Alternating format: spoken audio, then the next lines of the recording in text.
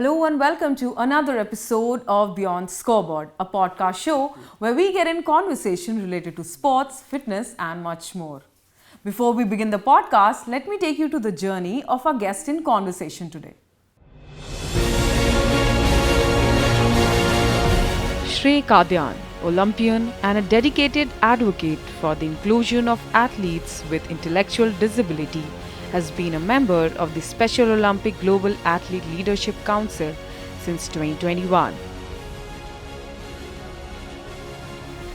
A seasoned athlete with Special Olympic Bharat, he was the vice captain of Indian team which won the first ever gold for softball for India at the 2015 Special Olympics World Summer Games, Los Angeles.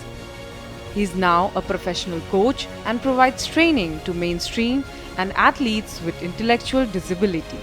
Recognized with awards like Remarkable Achiever as an athlete leader for Special Olympic Bharat, he has initiated several sporting events in schools to inspire and empower athletes with intellectual disabilities worldwide.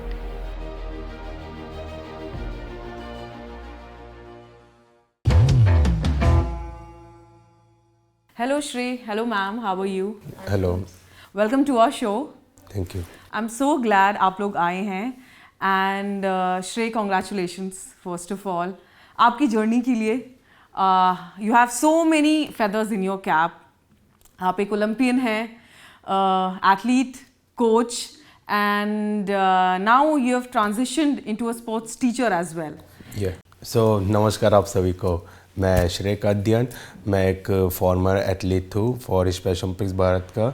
मैं currently अभी Asia Pacific region का athlete leader हूँ and special Olympics international का भी athlete leader हूँ basically. सो मेरी journey बहुत ही unique रही है. उससे एक्चुअली मेरा स्ट्रगल लाइफ भी रहा है.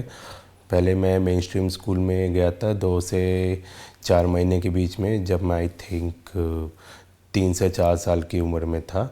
तब वहाँ से मुझे एक रिस्पेक्ट वगैरह नहीं मिला था, डिग्निटी नहीं थी. तो उन्हें लगता था कि जो ये बच्चे जो है पागल है, ये कुछ नहीं कर सकते, आगे नहीं बढ़ सकते. सो कई बार मैं स्पिट करता था तो उन्हें लगा कि क्या हो रहा है.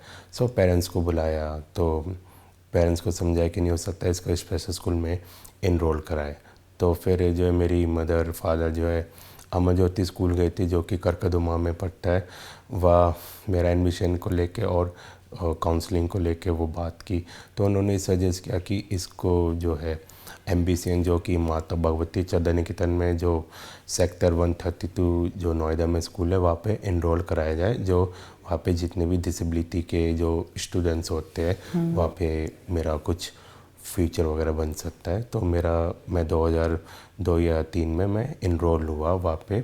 सो मेरी एजुकेशन वगैरह भी अच्छी हुई. पहले पढ़ने का मन नहीं था, बाद में शुरू हुआ जब मैं I think 6 to 7th standard में था तब.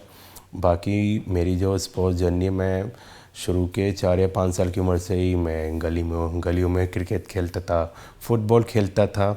तो उसके बाद से ही शुरू हुआ. बट मेरी जो मेन जो है 2008 में स्कूल के through special Olympic Bharat Delhi में मेरा जर्नी स्टार्ट हुआ फॉर क्रिकेट से. क्रिकेट के बाद ही जो मेरा ट्रेनिंग कैंप था वहाँ से हुआ, वो मेरा सक्सेसफुल रहा. अपने कोच लोगों को थैंक्स करना चाहूँगा जो मुझे इस बड़े प्लेटफॉर्म में लेके आए. उसके बाद जो है फिर बहुत सारे स्टेट लेवल गेम्स भी खेला हूँ. तो जैसे एक बच्चे को मिलता है ऐसे ही मुझे भी वो अपॉर्चुनिटी मिला. उसके लिए मैं थैंक्स अपने पेरेंट्स को भी करना चाहूँगा, फ्रेंड्स को भी, कि मुझे इतना मोटिवेट किया, इतना कोऑपरेट एक डिसिप्लिन में रख के आगे बढ़ाया. क्योंकि एक मतलब ये इजी नहीं होता है आपके लाइफ में.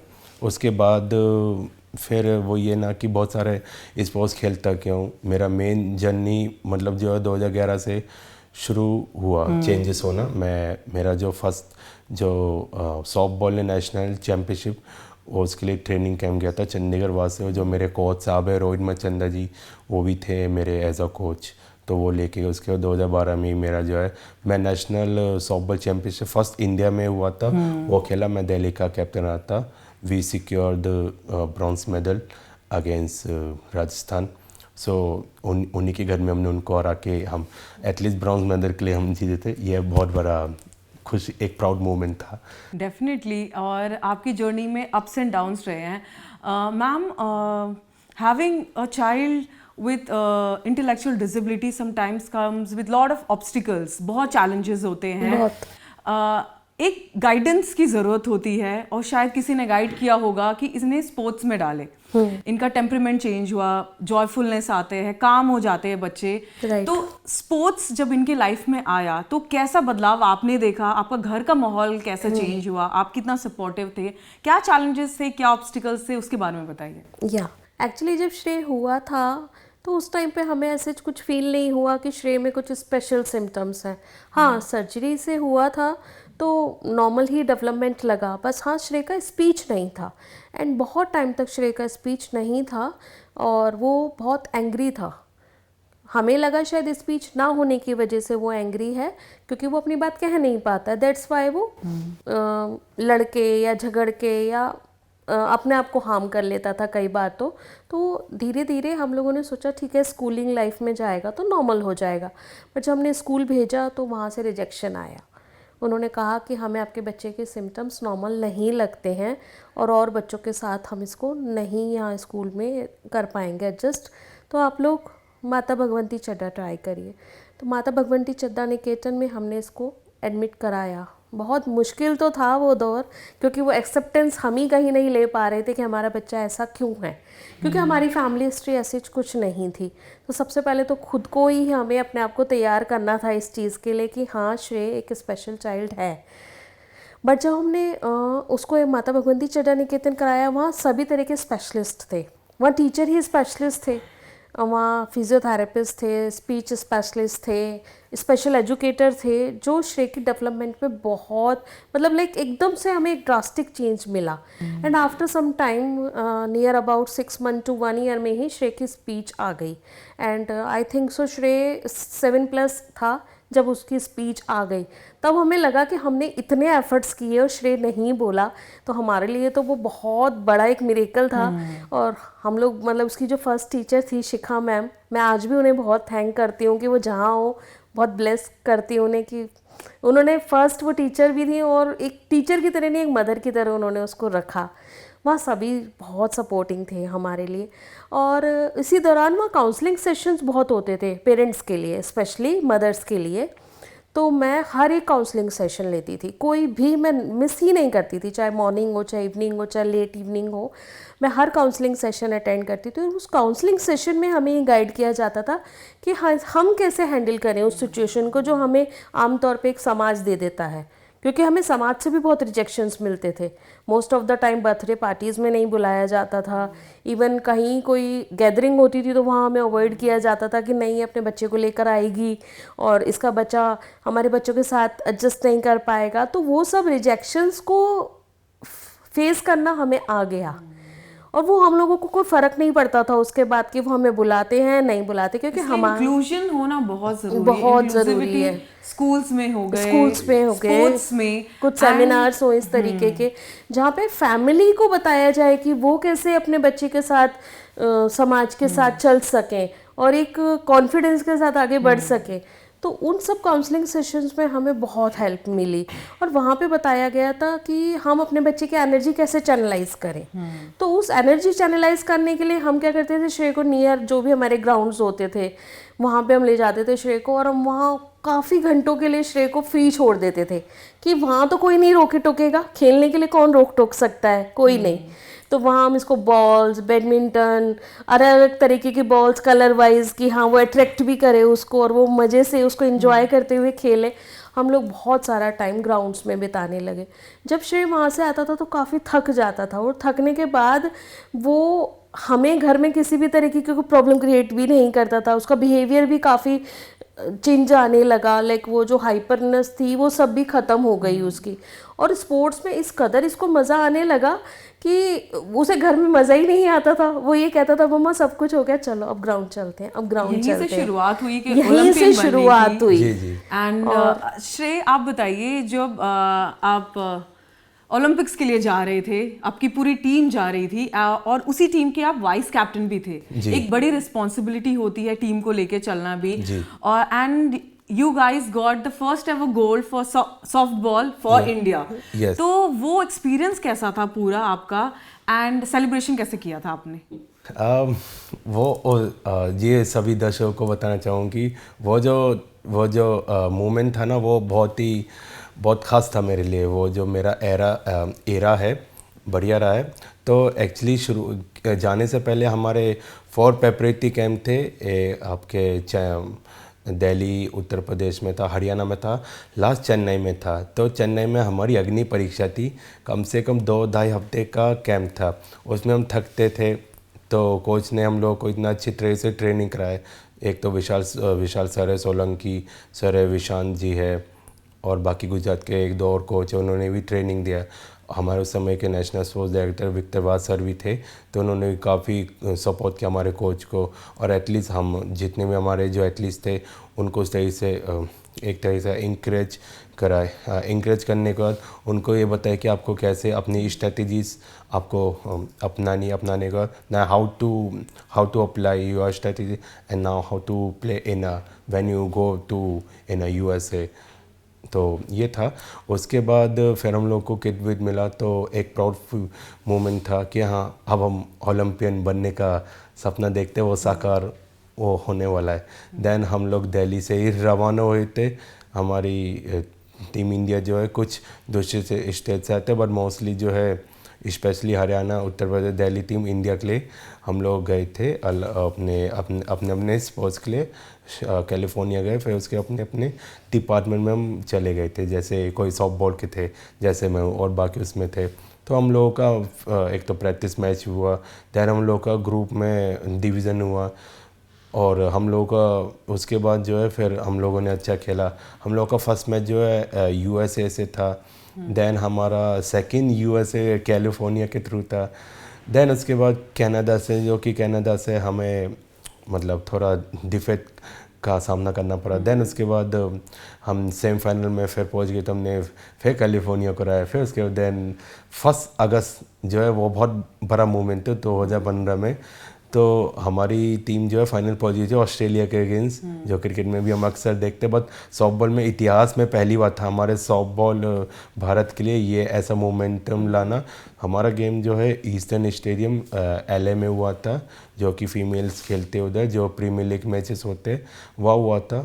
तो हमारी जो टीम है मतलब अगेंस्ट हम गोल्ड मेडल जीत गए।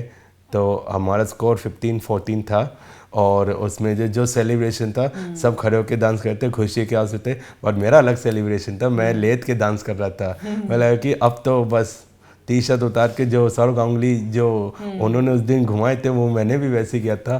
टी-शर्ट उतार के पूरा दिखा, तब मैं फिर जोर से बोला, ये भारत माता की जय, है भारत माता। डेफिनेटली वो विनिंग मोमेंट हमेशा याद रहेगी, और मैं वो एक्सपीरियंस भी कर रही हूँ आपके साथ। मैंने वो क्लिप भी देखी सेलिब्रेशन की, तो very proud moment for you. और जब इंडियन जर्सी में जहाँ लोगो इंडिया लिखा होता है ना, तो उसका एक्सपीरियंस अलग ही जैसे होता है। और साथ में जब आप गोल्ड लेके आ रहे हो इंडिया के लिए। जी। आपने सॉफ्ट बॉल भी खेला है, साथ में क्रिकेट भी खेला है, एंड फुटबॉल भी, बैडमिंटन भी, मल्टीपल स्पोर्ट। ये स्पोर्टिंग जर्नी में आपने कभी ये सोचा कि शायद स्पोर्ट्स के अलावा भी मैं कुछ और करता तो मैं शायद उसमें आगे जाता? जब मैं शुरू में ही एथलीट था, तो एथलीट का ही मैंने वही देखा था कि क्या मुझे एक दिन मतलब जब ओलंपियन बनना है, उससे पहले मेरा ये ख्वाब था कि एटलीस्ट इंटरनेशनल के लिए खेलना है। क्योंकि मेरे विलेज से, मेरे फैमिली से कोई बंदा नहीं गया था, nothing, nobody go in my family and my villages. I am first ever person to there in international. I know first time I reached in the Newcastle for Asia Pacific Regional Games in Newcastle, Australia, for unified cricket, and our team India won silver medal against Bangladesh. We did not achieve gold medal, but it's okay. But after that we thought now it's time to do big things for our team India. Now we prepared for World Summer Game. It's like Summer Olympics for softball. It was for first debut game for India and in international Olympic level, as I just told you. And in 2022 I played for a football game for ESPN Special Olympics games in Orlando, USA for celebrate. It's like for celebration game, so that we can spread the inclusion for our athletes. So उनको क्या है, उनको divided ना रखे, उनको एक साथ मिला के रखे, ये था। इंक्लूसिविटी की बात करते हैं, स्पेशल ओलंपिक भारत बहुत एक इम्पॉर्टेंट रोल प्ले कर रहा है इंडिया में with children with intellectual disability. जब ये स्पेशल ओलंपिक भारत से जुड़े as a youth leader also, क्या कुछ एक्सपीरियंसेस थे, कुछ एक इम्पॉर्टेंट मोमेंट आपके लाइफ का जब आप एक यूथ लीडर बने स्पेशल ओलंपिक्स के? जी, this is a good question you just asked me. So मेरा एक्चुअली जो है, मेरी पब्लिक स्पीकिंग अच्छी था, तो मैं हिंदी में बहुत बोलता था, मैं टीम के साथ कम्युनिकेशन वगैरह करता था। सो कई बार जब हम मैच भी हारे, फिर कुछ हमें 1-2 प्रैक्टिस मैच में फेलियर्स मिले, बाद में हम जीते, हमने बात भी किया। सो कहीं ना कहीं ऐसा भारत टीम ने देखा, नेशनल स्पोर्ट्स डायरेक्टर ने देखा कि हाँ, मैं बोलता हूँ मेरे अंदर वो काबिलियत है जो किसी और खिलाड़ी में नहीं था। कुछ में था पर कुछ में नहीं था। मैं ये नहीं कहता हूँ कि नहीं होगा, ऐसा नहीं है। सबकी अपनी अपनी क्वालिटीज़ होती है, सबके अंदर पैशनेट होता है हर चीज़ का। हर चीज़ एक खिलाड़ी में वो मल्टीपल टास्किंग होता है, नहीं भी होता, बट मुझे अपना आप को ही करना था, वो मैंने वो किया। तो उसके बाद जब 2016 में ही मुझे स्पेशल ओलंपिक्स भारत का जो एथलीट लीडरशिप के ट्रेनिंग में मैं गाज़ियाबाद गया था अक्टूबर में, तो वहाँ मुझे सिलेक्ट किया गया। जब मुझे पता चला, जब मेरे पेरेंट्स को बताया, वो मुझे पर्सनली बताया, जो मिस्टर हरप्रीत सिंह करके उन्होंने जो बताया था, तो मुझे वो अच्छा लगा था। मुझे शुरू में नहीं पता था, बाद में जैसे इन्वॉल्व होता गया, इस मूवमेंट में जुड़ा, तो अच्छा लगा। देन इस ट्रेनिंग के बाद मेरा फिर एथलीट लीडरशिप ट्रेनिंग था नेशनल लेवल पे, वो भी अटेंड किया। लेकिन वो मोमेंटम मेरा एक्चुअली दिसंबर में सडनली चेंज हो गया। वो चेंज ऐसा हुआ कि वहाँ ये नहीं पता था कि मेरा जो इंटरनेशनल सिलेक्शन होगा। तो मैं फर्स्ट एवर एथलीट, मैं एथलीट लीडर हूँ इंडिया का, जो मैं एशिया पैसिफिक रीजन का एथलीट इनपुट काउंसिल मेंबर बना था 4 साल के लिए, 2018 से लेके 2021 या 22 तक। तो ये मेरे लिए बहुत बड़ा मूवमेंट था। देन इसमें मेरा जो फिर पब्लिक स्पीकिंग वगैरह होता है कि मैं भारत का रिप्रेजेंटेटिव था 2018 में, 19 में भी। फिर उसके बाद हमारा रिन्यूअल हुआ, मैं दूसरी बार सेलेक्ट हुआ, फिर एशिया पैसिफिक रीजन के, फिर भारत का नेतृत्व करने का बहुत बड़ा अवसर मिला। So I'm very thankful to God and Team Bharat especially, and parents also, and my mentor also, to give an opportunity and and supportive. Yes, support के बिना बहुत मुश्किल है जब ऐसी परिस्थितियाँ हों और उसमें आगे बढ़ना।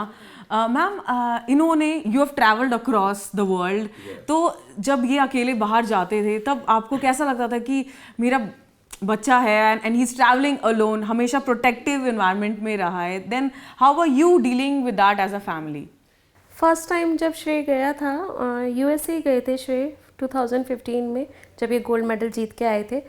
तो फर्स्ट टाइम तो ऐसा लगता था कि मतलब लाइक मैं यहाँ हूँ और नहीं हूँ। लाइक एक होता है ना कि माँ की आत्मा बच्चे के साथ ही होती है, तो वहाँ पे लेकिन क्योंकि सबसे बड़ा प्रॉब्लम ये लग रहा था कि ये इंडिया में नहीं है, वहाँ का इन्वायरमेंट बिल्कुल चेंज होगा, वहाँ का लैंग्वेज बैरियर इनके लिए आएगा, क्लाइमेट अलग होगा, सबसे बड़ी बात कि फूड बिल्कुल अलग होगा, क्योंकि श्रेय उससे पहले वेजिटेरियन ही था। तो लाइक वो जो छोटी छोटी चीज़ें हैं ना, वो हमारे लिए काफ़ी बड़ी हो जाती हैं कई बार। बट श्रेय ने और उनकी टीम ने इतना अच्छा वहाँ पे, मतलब उनका इतना अच्छा एक्सपीरियंस था कि हम जो भी हमें लग रहा था कि वो बैरियर्स होंगे, वो बैरियर्स उसके लिए थे ही नहीं। वो उसने बड़े इजीली वहाँ पे अपने आप को उसी माहौल में एडजस्ट कर लिया था। एंड उसके बाद तो फिर जब भी श्रेय बाहर जाता था तो हमें कोई डिफ़िकल्टी फील नहीं हुई। एथलीट से कोच की जर्नी काफ़ी लंबी रही है आपकी, पर अब कैसा लगता है जब आप दूसरे बच्चों को कोच करते हैं उसी गेम में, तो कैसा एक्सपीरियंस रहता है? अगर मैं बताऊं कि एज एन एथलीट और कोच के उसमें मतलब बहुत डिफरेंसेस होता है। आपको एथलीट में क्या होता है, आपको इतनी ज़्यादा रिस्पॉन्सिबिलिटी नहीं लेनी होती। आप खेलते हो, मज़े के लिए खेलते हो, लेकिन अगर आप दूसरे वही करियर के उससे भी देखते हो, आपको कहीं ना कहीं जगह आपको सिक्योर करनी पड़ती है लाइफ में कि आपको टीम से कोई निकाल ना दे, आप अच्छा परफॉर्म करके दो।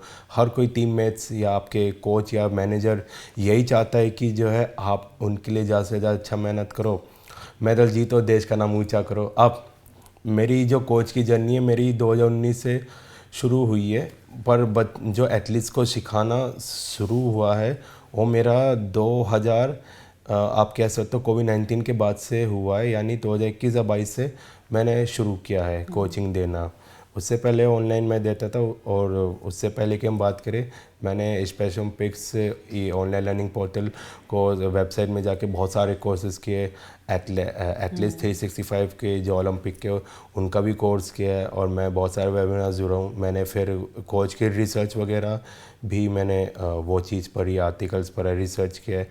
जो एक कोच, जो मैं मेन स्ट्रीम के कोच को देखता हूँ कि वो एथलीट्स को किस तरह से ट्रीट करते, किस तरह से नहीं करते, वो एथलीट्स के साथ किस तरह से बिहेव करते, मैं वो वैसे एथलीट्स के साथ ना करूँ। तो मेरा कराने का सबसे यूनिक वे था, यूनिक वे के साथ मुझे चलना था। मुझे लगता था कि अब सिर्फ आपके पास बैकअप प्लान भी होना चाहिए।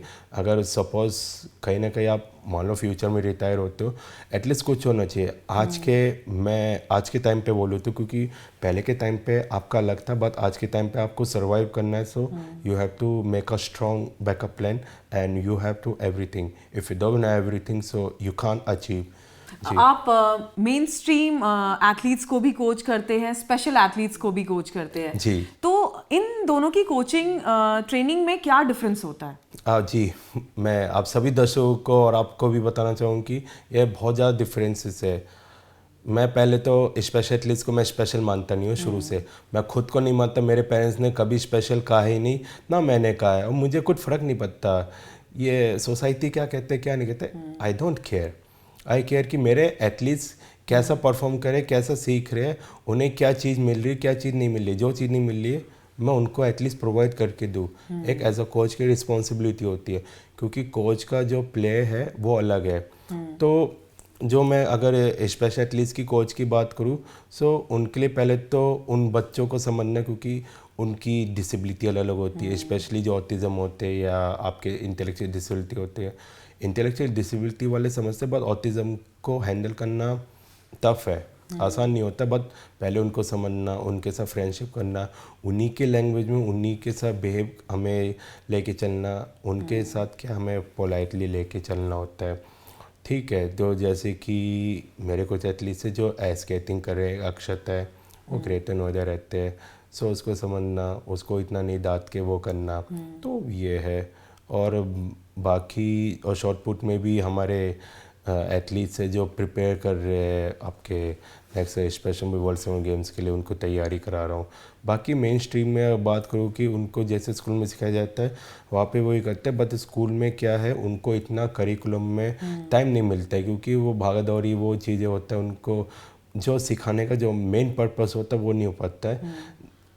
कुछ ही कोच होते हैं जो दिल लगा के काम करते हैं, बिना भेदभाव के, बिना मतलब के, उनमें से मैं हूँ। अभी नेक्स्ट मेजर इवेंट जो आ रहा है एथलीट्स के लिए, वो है विंटर गेम्स, जो कि होने जा रहा है इटली में। इस गेम के बारे में बताइए, ये कितना बड़ा इवेंट है, ह्यूमैनिटेरियन इवेंट, जहाँ पे इंक्लूसिविटी को सेलिब्रेट किया जाता है, एम्पावर किया जाता है। It gives a ray of hope for athletes who have intellectual disability. जी, मैं सभी दर्शकों को बताना चाहूँ कि जो हमारे special Olympics world winter games आ रहे हैं, इसको हम विंटर ओलंपिक्स भी कहते हैं। ठीक है, और इसमें हमारे जो 8 स्पोर्ट्स होने हैं, एक तो अल्पाइन स्कीइंग होना है, फिगर स्केटिंग है, डांस स्पोर्ट्स है, फ्लोर बॉल है, स्नो शोइंग है, स्नो स्केटिंग है, कंट्री क्रॉस स्पीड स्केटिंग है। ओके, एंड आपके ये स्पोर्ट्स है बेसिकली। एंड इंडिया जो है 6 स्पोर्ट्स में रिप्रेजेंट करेगा। टोटल हमारे जो एथलीट्स है 19 फीमेल्स जा रहे हैं एंड 11 मेल जा रहे हैं, टोटल 30 है। और हमारे जो कोचेस है 11 है, तो टोटल डेलीगेशन और हेड के भी मिला के 49 जा रहे हैं। सो और इस बार जो मोटो है कि एथलीट्स को एक तरीके से जो हमारा मिशन है उसके ऊपर काम हो, उनको एक डिग्निटी, उनको एक रिस्पेक्ट मिले। और ये स्पोर्ट्स भी नहीं हो रहा है, स्पोर्ट्स के अलावा हमारे इसमें ग्लोबल यूथ लीडरशिप समिट भी हो रहा है, जो with and without intellectual disability के जो एथलीट्स है वो भी जाते हैं, उनको एक अपॉर्चुनिटी मिलता है वो। क्योंकि मैं कई बार गया भी हूँ, उससे पहले 2023 में जो है ग्लोबल एथलीट कांग्रेस में गया था, जो मैं एशिया पैसिफिक रिप्रेजेंटेटिव का मैं वो था रिप्रेजेंटेटिव, तो मैंने वो भी किया।